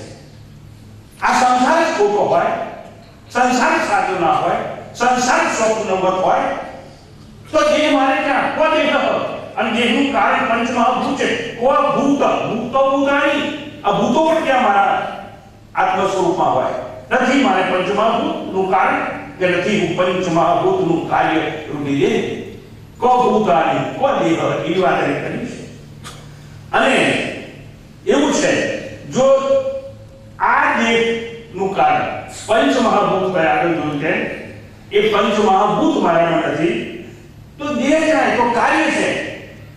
અને જો કાર્ય કે દેહ જ નથી તો હવે સમજી લેવાનું કે એની અંદર આવેલી ઇન્દ્રિયો પણ મારામાં કેવી રીતે હોઈ શકે, મન પણ મારામાં કઈ રીતે હોઈ શકે. પણ એટલે શું આવું કહેવાથી જનક આ બધો ત્યાગ કરે છે? દેહનો, ઇન્દ્રિયનો, મનનો? ના, ત્યાગ ન થાય. વાહ, ત્યાગ કોઈ કર્મ નથી. જ્ઞાન થતાની સાથે ત્યાગ ઘટે. ત્યાગ કોઈ ક્રિયા નથી. જેમ ફળ પરિપક્વ થાય એટલે વૃક્ષને ત્યાગે છે, આપા નીચે પડી જાય, એમાં કોઈ કર્મ સમાવિષ્ટ નથી. એમ જન કે હું જ્ઞાનની એ ભૂમિકામાં છું, હું આત્મદશામાં ઉભો છું, અને માટે હું કહું છું કે મારામાં પંચમહાભૂત નથી. અને શંકરાચાર્યએ એમ જેવી રીતે આપણે વાત કરી કે જ્ઞાતે તત્વે અસંસાર, એમ તમારો ગુજરાતનો મહાકવિ જ્ઞાની કવિ નરસિંહ તો કહી ગયો છે ને, જાગીને જોઉં છું જગત દિશે નહીં. જગત છે તો ખરું, પણ હું એમાં આસક્ત ના હોઉં તો મને દેખાય નહીં. એમાં રાગ ના હોય તો મને દેખાય નહીં. જગત અને એના પદાર્થો મારા માટે ભોગ્ય નથી તો એ જગત મને દેખાય નહીં. પણ એમાં શું કરવું પડે? જાગી જવું જોઈએ. अनुपनिषदों घोषणा करी उत्तिष्ठत जागृत प्राप्य भगवान बहुदत. तो જ્યારે ઉપનિષદો શ્રી કહેતો છે ઉઠો જાગો, ત્યારે શું ઊંઘતાનો ઉપદેશ આપતો હશે? ના, ઊંઘતાનો ઉપદેશ આપતો હશે કે જાગના નહીં. મારે પૂછવું છે તમને, ઉત્તિષ્ઠત જાગૃત, ખરેખર ઊંઘતાનો ઉપદેશ આપે છે. પણ કઈ ઊંઘમાં છે? અજ્ઞાનની ઊંઘમાં સૂતા છે એવા લોકોનો ઉપદેશ આપવામાં આવે છે. આ જનક છે એવી જ એક વાત આપણે સમજાવવા માંગે છે. કાર્ય નહીં, કારણ નહીં. કારણ એટલે પંચમહાભૂત અને એમાંથી જન્મેલું કાર્ય એટલે દેહ. મારામાં બેમાંથી એક પણ હોઈ શકે નહીં. હું તો કાર્ય અને કારણથી મુક્ત છું, ન્યારો છું, જુદો છું. શાસ્ત્રોએ વાત કરી એ પ્રમાણે કાર્ય કારણ વિલક્ષણમ સ્વયં બ્રહ્મ તત્વમસી ભાવયાત્મને. એ તું તો પરબ્રહ્મ છે એવી ભાવના કર. અને પરબ્રહ્મની ભીતર કાર્ય પણ ન હોય અને કારણ પણ હોઈ શકે નહીં. કારણ કે કાર્યો પહેલા હોય, કાર્ય પછી હોય. એટલે પહેલા અને પછી ના સાપેક્ષતાની આખી વાત છે, રિલેટિવ રિયાલિટી. કાર્ય હોય એ સ્થૂળ હોય, કારણ હોય એ સૂક્ષ્મ હોય. એ સૂક્ષ્મ અને સ્થૂળ છે, આગળ અને પાછળ છે, દ્રશ્ય અને અદ્રશ્ય છે, વ્યક્ત અને અવ્યક્ત છે. એવી કાર્યકારણી જો વાતો હોય તો એ સાપેક્ષતા દિવાલો હું કૂદી ગયો છું. એટલે મારા આત્મ સ્વરૂપની ભીતર ન હોય કોઈ કારણ અને ન હોય કોઈ કાર્ય. તે જો બિંદુ ઉપનિષદ એવી વાત કરે છે, સર્વ કારણ કાર્યાત્મા કાર્ય કારણ વર્જિત. વાહ, આત્મા સર્વ કારણ અને કાર્યથી વર્જિત છે, મુક્ત છે, ન્યારો છે, રહિત છે અને સર્વ કાર્ય કારણ રૂપે પણ છે.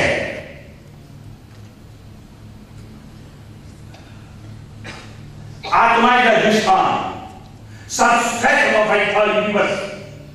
દોરીના બદલે જ્યારે સાપ દેખાય ત્યારે દોરી છે એને સબસ્ટ્રેટમ કહેવાય, દોરી છે એને આધાર કહેવાય, દોરી છે એને અધિષ્ઠાન કહેવાય. અને એ અધિષ્ઠાન રૂપી દોરી ઉપર સાપનું આરોપણ કર્યું, સુપર ઇમ્પોઝિશન.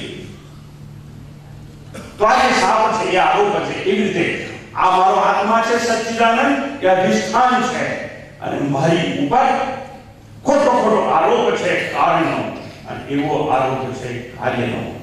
એટલે કે જો હું કાર્ય કારણ રૂપે પણ છું અને કાર્ય કારણથી મુક્ત અસંગ અને ન્યારો પણ છું.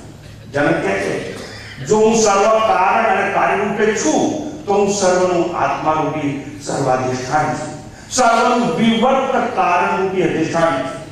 વિવર્ત એટલે પોતાનામાં કોઈ પણ જાતનો ફેરફાર કર્યા વિના અન્યને જન્મ આવે. દોરી પોતાના સ્વરૂપમાં કોઈ પણ ફેરફાર કર્યા વિના સર્પને જન્મ આવે છે. દોરીમાંથી સાપ દેખાય છે, એક માણસ કે રસ્તે ગયો અને સાપ દેખાય, બીજો ગયો એને દેખાય, ત્રીજો ગયો દેખાય, દરરોજ 10 જણાને સાપ દેખાયો અંધારા લીધે.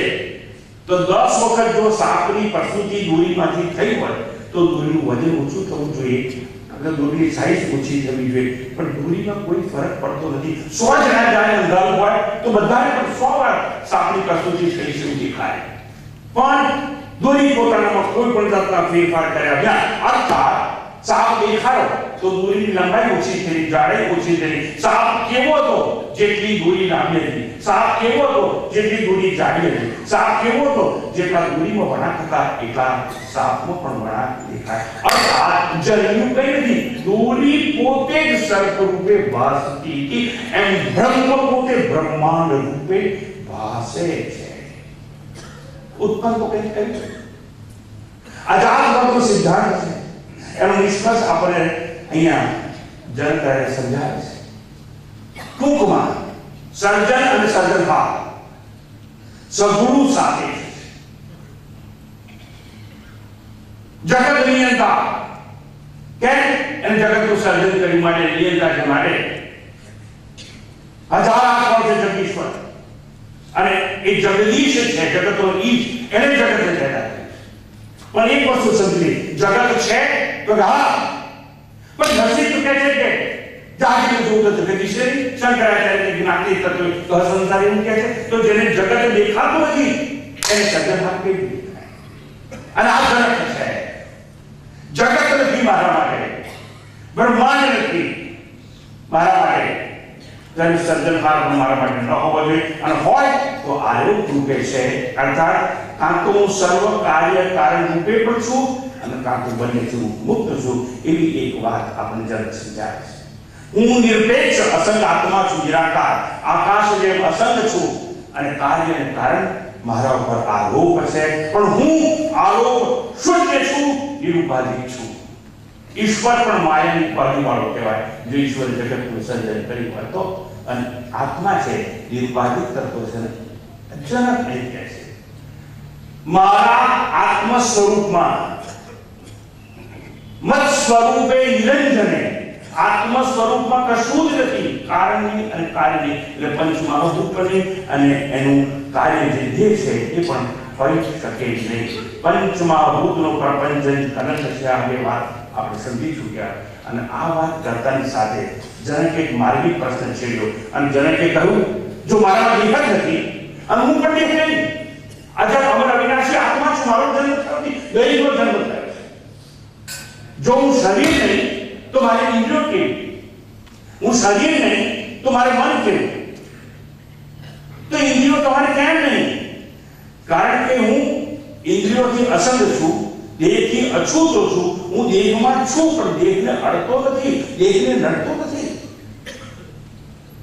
તો દેહ નહીં, ઇન્દ્રિયો મારી કેવી રીતે હોઈ શકે? પણ તમે કેમ એવું કહો છો કે ઇન્દ્રિયો તમારી નથી?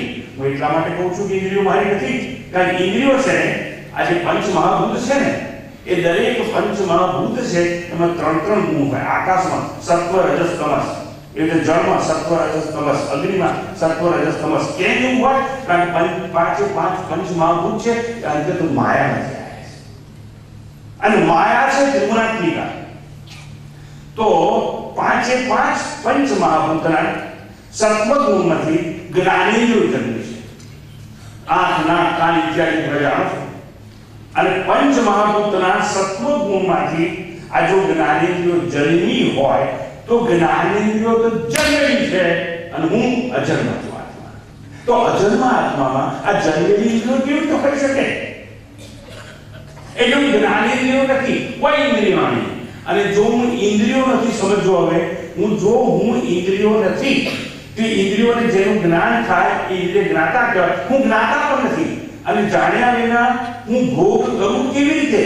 એટલે આંખ રૂપનો ભોગ કરે છે, કાન શબ્દનો ભોગ કરે છે, તમે કહી ગયા શબ્દનો ભોગ, એ ત્વચા સ્પર્શાનુભૂતિનો ભોગ કરે છે, નાક સુગંધનો ભોગ કરે છે અને સ્વાદેન્દ્રિય છે એ સ્વાદનો ભોગ કરે છે. પાંચે પાંચ ઇન્દ્રિયો કોઈ વિષયનો ભોગ કરે છે અને જો પાંચે પાંચ ઇન્દ્રિયો કોઈનો ભોગ કરતી હોય પણ ઇન્દ્રિયો જ્ઞાતા કહેવાય કે આંખ રૂપને જાણે જ્ઞાતા.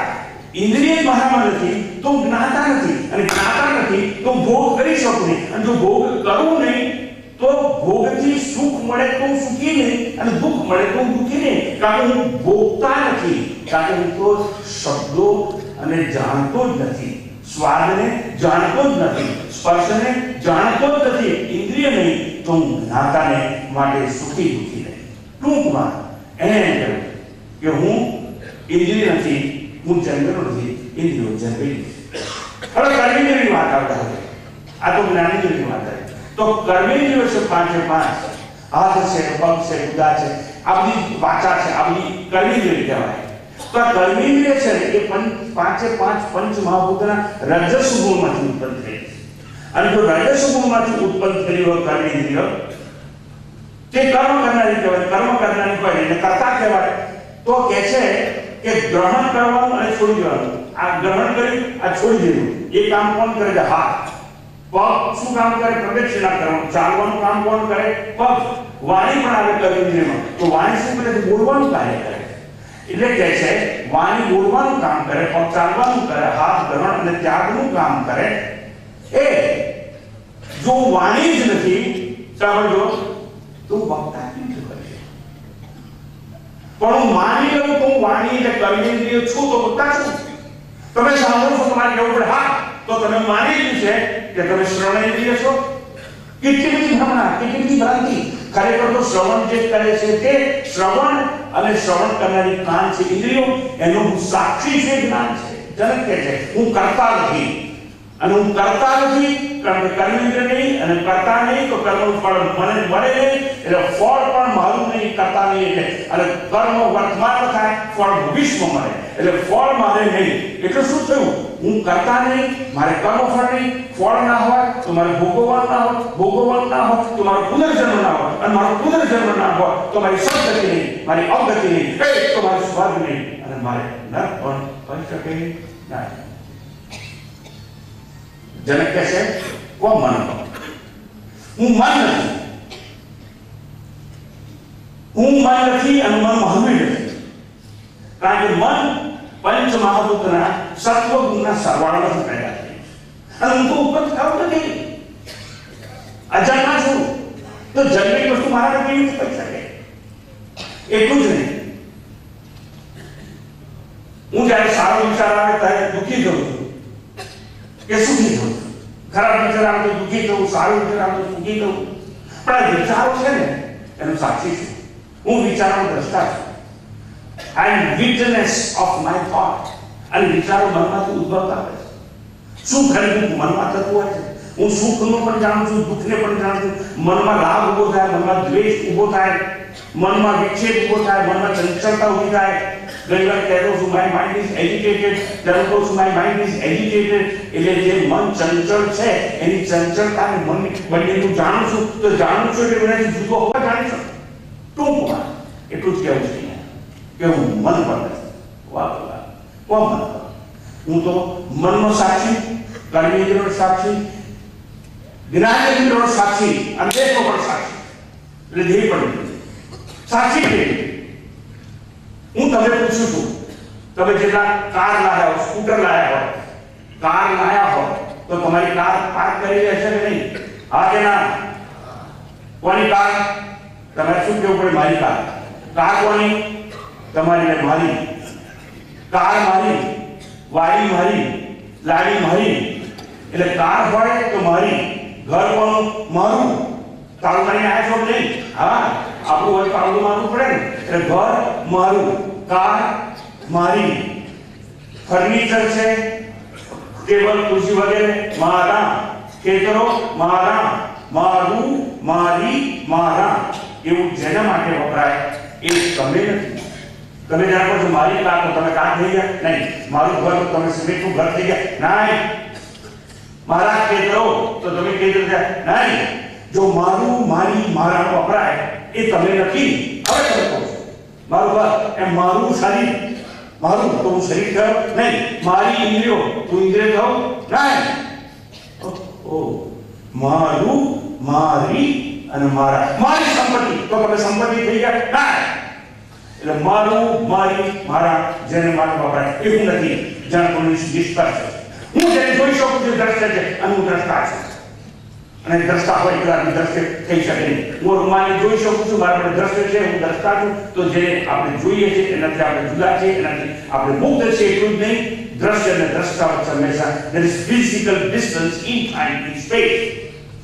તમારી કાર જ્યાં પડી દૂરથી જો મારી કાર પડી છે તો તમારી અને એની વચ્ચે અંતર છે.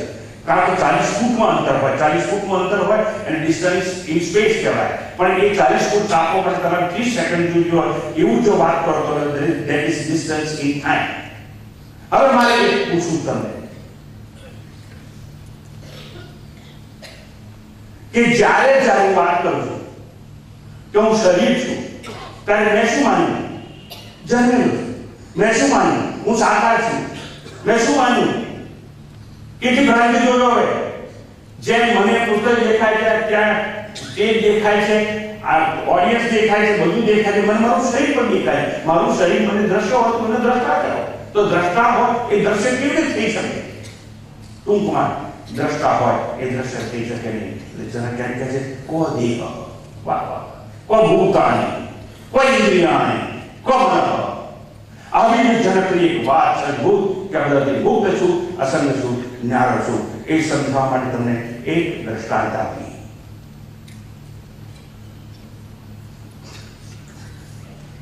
સિકંદર જગતને જીતવાની પડ્યો. જ્યારે સિકંદર જગતને જીતવાની પડ્યો ત્યારે પોતાની માને પ્રણામ કરીને કહે છે માં હું વિજય કૂચ માટે જાઉં છું, પણ ત્યારે પાછો ફરું ત્યારે માં તારે માટે શું લાવું મને કહેતો ખરી. હું ભારતની દિશામાં જઈ માં ઉત્તર આપે છે બેટા જો ભારત જવાનું હોય તો એક વસ્તુ એક આવજે. મેં સાંભળ્યું છે કે આ યોગીઓ છે, જ્ઞાની, એક ફકીરને લઈ આવે, કોઈ ઓલિયાને લઈ આવે, કોઈ યોગીને લઈ આવે, કોઈ સંન્યાસીને લઈ આવે. એ ઓલિયાના કે સંન્યાસીના દર્શન કરી અને મારું જીવન હું કૃતાર્થ કરી શકું. હે સિકંદર આ એક વસ્તુ તું મારા માટે લઈ આવે. અને સિકંદર ભારત પર જ્યારે વિશ્વ વિજેતા તરીકે ચઢાઈ કરી આવે છે અને વિજય મેળવે છે અને પાછા ફરવાનો સમય આવે છે ત્યારે એની માં એને યાદ આવે. વિજય પ્રભાત અને એનો સેક્રેટરી છે એને બોલાવે છે. એનું નામ છે ઓનિસિક્રોટિસ. ઓનિસિક્રોટિસ જા ભારતના કોઈ સલાહકારની મદદ લે અને મારી માને સંતૃપ્ત કરવા માટે એટલે કહ્યું છે એક ઓડિયો શોધો, વકીલ શોધો, સાધુ શોધો, સંન્યાસી શોધો અને સાચો સંન્યાસી લઈ આવો. આપણે યુનાન લઈ જવાનું છે. એટલે બધો ભારતીય સલાહકાર છે ઓનિસિક્રોટિસને સલાહ આપે છે. સાચો સાધુ મળવો મુશ્કેલ છે અને જો સાચો સાધુ મળશે તો યુનાન કોઈ દિવસ નહીં આવે. પહેલા તો શોધવો જ મુશ્કેલ છે અને સાચો મળશે તો યુનાન નહીં આવે. અને જો યુનાન આવશે આવશે તો સાચો સાધુ નહીં હોય અને શેન સાથે કોઈ સાચો સાધુ સુધી આવશે. સિકંદર મારું ફરમાન છે કે શોધી કાઢો અને જો યુનાન ના આવે તો જબરજસ્તી પકડી લાવો, બાંધી કરી અને આપણે લઈ જઈએ. મારી માની ઈચ્છા પૂર્ણ કરવા માટે મારે કોઈ વાલિયાને, કોઈ સંન્યાસીને, કોઈ સાધુને, કોઈ ફકીરને અહીંથી લઈ જવાનું. અથાગ પ્રયત્ન બાદ એ બધા જંગલમાં શોધખોળ કરી રહ્યા હતા અને ત્યાં ફકીર સાધુને એ લોકો જુએ છે અને જોઈ છે કે તમારે યુનાન આવવાનું છે. માનતો નથી એટલે એટલે પછી રીતે સમાચાર મોકલે છે કે આ આવવાની ના પડે છે. એટલે રસાલા સાથે સૈનિકો સાથે સિકંદર પોતે ત્યાં ઘોડા પર બેસી અને જાય છે ફોજ લઈને અને ત્યાં ઊભો થાય છે. ત્યાં પગ ઉપર પગ ચઢાવી અને મસ્તીથી સૂતેલો ફકીર એનો ફકીર એટલે કોણ? જીવનની ફિકર હોય એ ફિકરની ફાંસી બને જે પી ગયો હોય ફકીર. અને वो जो फकीर છે એને પ્રશ્ન કરવામાં આવે છે કે તમારે મારી સાથે યુનાન આવવાનું છે. જો યુનાન આવશો તો માલા માલ કરી દેશું અને નહીં આવો તો બળજબરીથી ઘસડી તમને લઈ પેલો જરા પણ હલ્યા વગર સ્થિરતાથી પગ પરથી પગ ચડાવ્યો છે એ નીચે ઉતાર્યા વગર કે હે ગોંડે જા નથી આવતો તારાથી થાય કરી જા નથી આવતો તારાથી થાય કરીએ. એ સિકંદર છે ક્રોધિત થઈ જાય છે અને અપમાનની સહન ક્રોધિત ઘોડા પર તરવાલ લઈને નીચે ઉતરે છે. કહે છે બોલ હા કે ના? ના કહેતાની સાથે તારી ગરદન છે ધરતી જુદી થઈ જશે. યાદ રાખ તારું જીવન છે આ તરવાલની ધાર ઉપર છે. એટલે સાધુ કે એ તું જેને ડરાવી શકે છે, તું જેને ગભરાવી શકે છે, તું જેને ભયભીત કરી શકે છે એ હું નથી. કોણ મને હોય? ભય કોને હોય? મનને હોય. લાલચ કોને હોય કે મારા માર કરીશ? મનને હોય. એ તું જેને ડરાવી શકે છે એ હું નથી. એટલે તું ક્યાં છોડીને આવ્યો છું. અરે યુનાન આવું તો તું મને માલામાલ કરી દે એવી લાલચ અને તું મને લલચાઈ શકે એ મન પણ હું નથી. એ અગ્રણી ફકીર સાધુ કહે છે સિકંદર અગ્રણી હું તો મારા દેશનો સાક્ષી છું. હું દેશનો દ્રષ્ટા છું. દેશથી મુક્ત છું. દેશ મારો નથી અને દેશ મારો થઈ શકે તેમ પણ નથી. એ અગ્રણી તારી તલવારથી તું જે ગર્દન કાપવા માંગે છે ને એ ગર્દન કપાઈ જશે. લોહીના ફુવારા ઉડશે. તેનું હસતો હસતો જોતો રહી તું ખાતે બતારે થશે. યાદ રાખ તું દુખી જાય. યાદ રાખ કાં તો તારી તલવાર છે એ જ્ઞાન કરી જ્ઞાનમાં પાછી લઈએ અને જ્ઞાનમાં પાછી ના લેવી હોય એ ઝાટકો માર અને ગરદનને જુદી કરી આપ. કેમ? તું જેની ગરદન કાપીશ એવું નહીં. કોઈ નહીં. વાહ વાહ વાહ. મેં જ્યારે સંન્યાસી લીધો ને, મેં જ્યારે ઘરબાર છોડ્યા ને ત્યારે મેં નિશ્ચય કર્યો હું કોઈના હુકમને આધીન થતો નથી. હું માત્ર મારા હુકમને આધીન થઉં છું. હું જે ધારું એ જ કરું. કેમ કે ત્યાગ કર્યો સર્વસ્વનો, કેમ કે મેં બધું છોડ્યું છે એમ હું મને સમજુ છું. હું કોઈના હુકમને આધીન થતો નથી. અને યાદ રાખ હું અન્યની ખુશામત કરનાર ભક્તિ જે સાધુ પણ છું. મેં જ્યારે ત્યાગ કર્યો ને ત્યારબાદ હું માત્ર મારો હુકમ માનું છું. કોઈનો હુકમ સ્વીકારવા હું તૈયાર નથી. સિકંદર તરવાલને જ્ઞાન કરે છે. ક્ષમા કરે. તમે તો શાહોના પ્રસાદ છો, બાદશાહના પણ બાદશાહ છો. કારણ કે તમારી સમૃદ્ધિ આગળ મારી સંપત્તિ દૂર મારવા છે. હું મૂર્ખ હતો કે મેં તારે જેમ આવે તેમ થયું અને એમ પણ તને કહ્યું કે હું દરબાર કરી બંધ થઈ ગયો. પ્રણામ કરું છું. મને ક્ષમા આપજો. અને તમને પણ કહું છું આગળની વાત નહીં કરી શકું. મને ક્ષમા આપજો આજે અને આવતીકાલે જ્યારે મળીશું ત્યારે આ વાતની ફરી આપણે ચર્ચા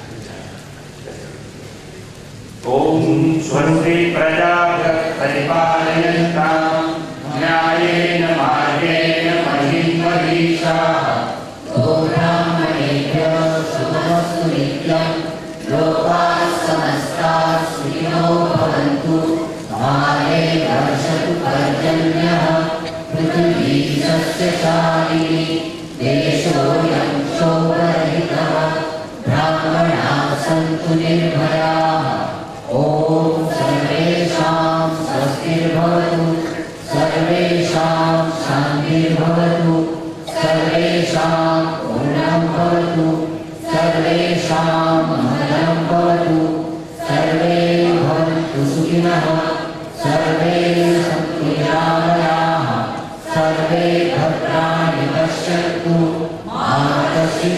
भवे असतो वा सद्गमय तमसो वा ज्योतिर्गमय मृत्योर्वा अमृतगमय ॐ पूर्णमदः पूर्णमिदं पूर्णात् पूर्णमुदच्यते पूर्णस्य पूर्णमादाय पूर्णमेवावशिष्यते